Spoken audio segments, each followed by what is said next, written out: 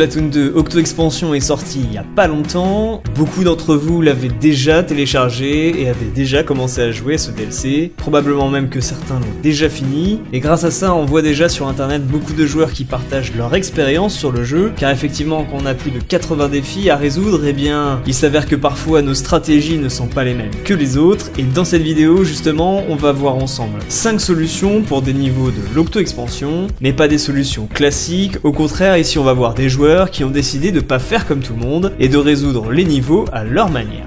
L'idée ici c'est d'essayer de comprendre comment ils ont fait, de voir si ça a vraiment un intérêt et si c'est une stratégie qui est plus simple que la stratégie voulue initialement. Et du coup c'est parti, commençons tout de suite avec la première vidéo. Et pour ça on va aller dans le monde C04, l'estrade de l'esquive dans lequel il faut tenir 30 secondes sans se faire toucher. C'est pas le niveau le plus dur mais il est possible de se rater plusieurs fois avant de réussir. Et ici une des stratégies qui a été découverte est finalement de se mettre sous forme de poulpe. Et il s'avère que si vous vous mettez à certains endroits sur le terrain, eh bien beaucoup des tirs vont vous passer au-dessus.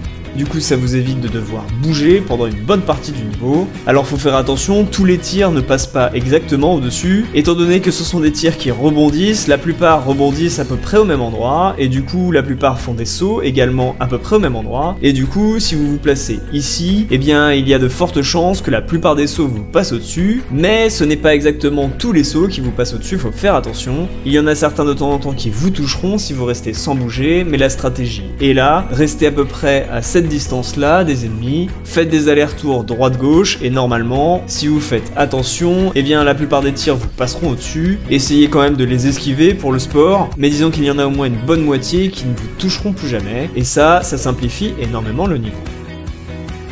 Pour le deuxième niveau de cette vidéo, on va partir dans le niveau C10, le parvis du pare-bille, où ici le but est à nouveau de rester en vie durant 30 secondes en esquivant des billes. Et là, cette fois-ci, la technique de ce joueur est particulièrement astucieuse, c'est que grâce à son chromojet, il arrive à ancrer le côté de la plateforme, et en étant ainsi sur le côté, eh bien il n'a rien à craindre des billes qui défilent, ni même du sniper qui le cherche sans arrêt sans le trouver. Et du coup, il peut survivre 30 secondes très facilement, et ça, c'est plutôt astucieux. Pour ma part j'ai essayé de faire la même chose et c'est finalement pas très simple de se cacher dans une si petite tâche sur le côté. J'ai trouvé ça finalement plus simple de faire le niveau normalement que d'essayer de faire cette stratégie, mais sachez en tout cas qu'elle existe et qu'elle est assez intéressante à savoir.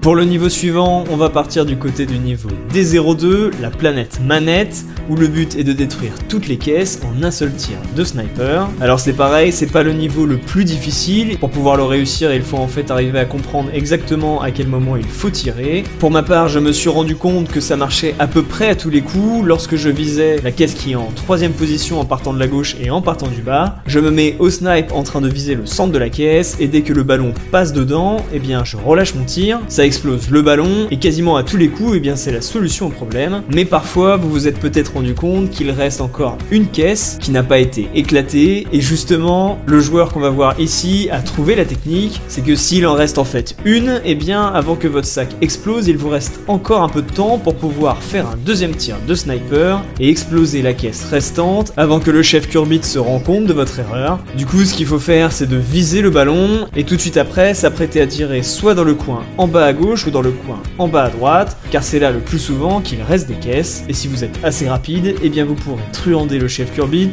et réussir ce niveau en utilisant 2 tirs de sniper. Pour le 4ème monde, on part dans le E06, puissance 3, où le but est donc d'aligner 3 billes 8 dans un espèce de flipper géant. Il faut tirer sur les boules pour les mettre dans des trous, et donc remplir 3 trous sur une seule et même ligne pour remporter le niveau. Et en fait, il y a une petite astuce, c'est que si vous mettez une boule dans un trou, eh bien il n'est pas trop tard pour la récupérer. Si vous retirez dessus, et notamment si vous lui tirez dessus sur le côté, eh bien vous pourrez alors la faire sortir du trou pour essayer d'avoir une deuxième chance et la mettre à l'endroit où vous voulez. Attention, cela dit, à faire ça parfois on arrive à faire sortir la boule du flipper et ça nous fait du coup perdre la partie, mais il est possible d'exploiter cette petite faille pour réussir justement à aligner les billes comme on veut. À partir du moment où ce n'est pas la 4ème que vous êtes en train de mettre dans un trou, vous pouvez toujours les faire sortir et retenter votre chance. Pour le dernier niveau de cette vidéo, on part dans le monde J03 D08, le tunnel courant d'air, où le but ici est de protéger la capsule 8 contre une armée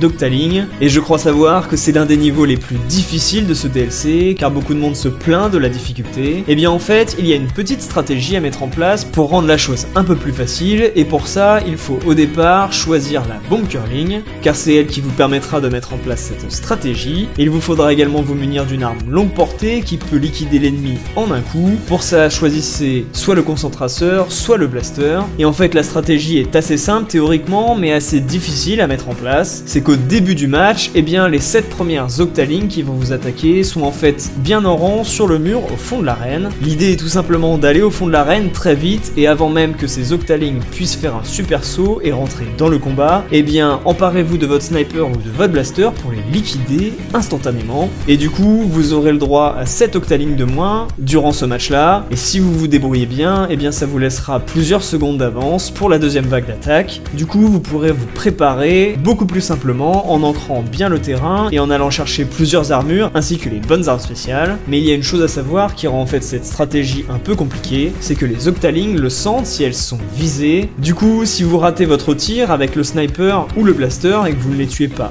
en un coup très rapidement, eh bien le fait de les viser un peu trop longtemps fera en sorte que les Octalings vont en fait faire un super saut beaucoup plus tôt que prévu et vous attaqueront du coup à plusieurs, et ce sera du coup très difficile. L'idée est donc de ne pas se rater et de faire des tirs de sniper parfaits qui puissent tuer les 7 Octalings sans deuxième essai. C'est assez technique de faire ça au sniper, faut être bien entraîné, c'est un petit peu plus simple de le faire au blaster. En tout cas, une chose est sûre, c'est que si vous y arrivez, 7 Octalings de moins, c'est déjà ça, et ça rend la chose bien plus simple pour la suite. Il suffit ensuite d'attaquer plus tranquillement les Octalings restantes et se munir d'armes spéciales qui peuvent ensuite ancrer la capsule 8, de telle sorte à la maintenir en vie jusqu'à la fin du niveau. Voilà, c'était 5 petites stratégies, parfois audacieuses, parfois utiles. J'espère que cette vidéo vous a plu, n'hésitez pas à le faire savoir par un like, un commentaire et un partage. Il y aura d'autres vidéos sur l'Octo-Expansion très bientôt, et notamment sur son histoire, alors abonnez-vous pour ne pas rater tout ça. C'était Evil Squid, je vous dis à bientôt dans une prochaine vidéo. Allez, salut!